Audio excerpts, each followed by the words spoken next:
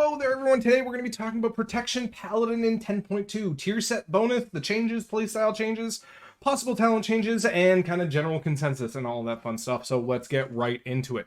So the new tier set bonus for Paladin is let's talk about it.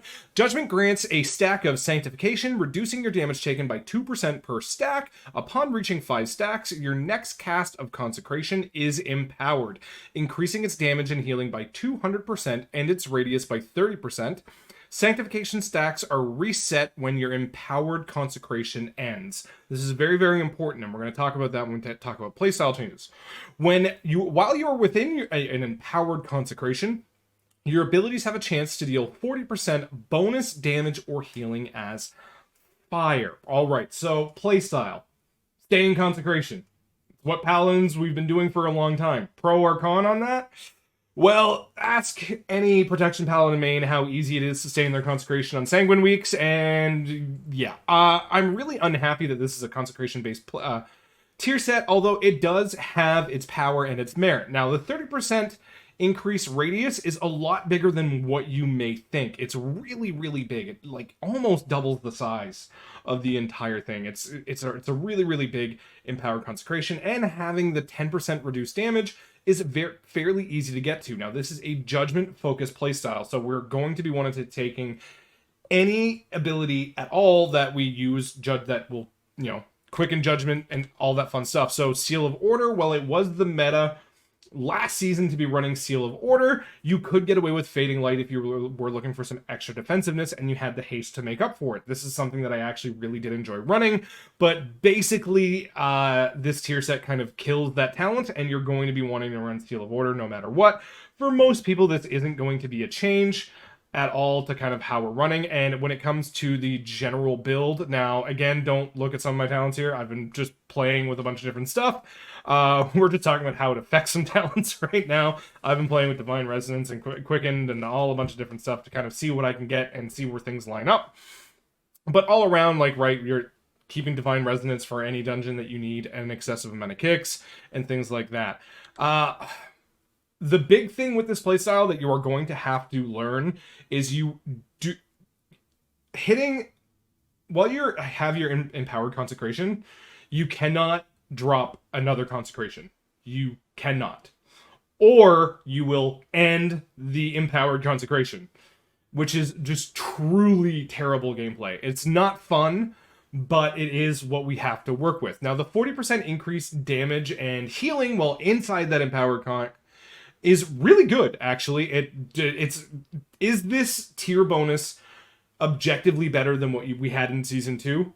Absolutely. Objectively, no question. It is more powerful. You're going to gain more bonuses, more damage, and just generally more from it. Heartfire was a really big disappointment. As excited as I was going into the season, it ended up being nowhere near as impactful as I thought it would be. So when do you want to break your tier set? As soon as possible. The current 2 and 4 piece for Season 2 are really not that great. So when you do get your next tier set, go for it. Whenever you get your next 2 piece, go for it, break it, get your 4 piece. So you really don't have to worry about anything like that there, because like I said, this one is objectively just better. You're not going to be wanting to change any talents to work with this as well. If you want to make an absolutely monstrously huge empower, which might have some drawbacks in a dungeon like Waycrest Manor, you could go for Consecrated Ground to just make it 15% larger and then 30% larger on top of that. It is really big and does make it a lot easier to stay in, but the biggest caveat, like I said earlier, is making 100% sure that you put an X on your Consecrate when you're in that empowered one. Now, luckily, you do know when that empowered one is out, because it gets all glowy when you do get to it, so you don't have to worry about that there. But all in all, I think Protection Paladin is gaining some power coming into this patch, which is really, really good. The playstyle of it just... Again, I'm sad that this is a consecration-based playstyle, but I don't want to harp on it too much, because it actually is pretty decent. Like I said, it's good, and it's better than what you have now. So gaining any sort of bonus from what you have now, all the better, right? It's just you really need to make sure that you stay inside your consecration and you do not drop another one.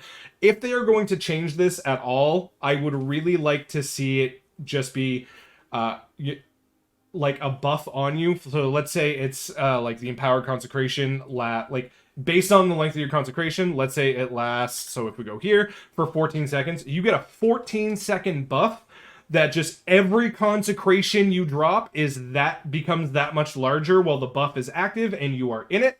And then that way you can move it around and get your bonus and kind of stay in it and play around it. Because one of the things that's going to feel really, really bad is if you drop a consecration and then you are immediately forced to move out of it. We all know what this is.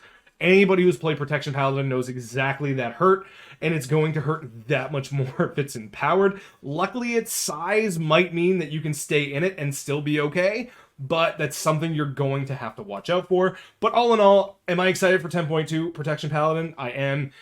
It's going to feel better than it felt in Season 2, so that is definitely a bonus. I don't know. What do you guys think? Let me know. Love to hear it in the comment section down below. If there's any changes, disclaimer, this is PTR. Anything can change at any single time for the better or worse. Like, comment, subscribe if you are looking for updates on anything tank related. I am doing all of these videos. Let's go.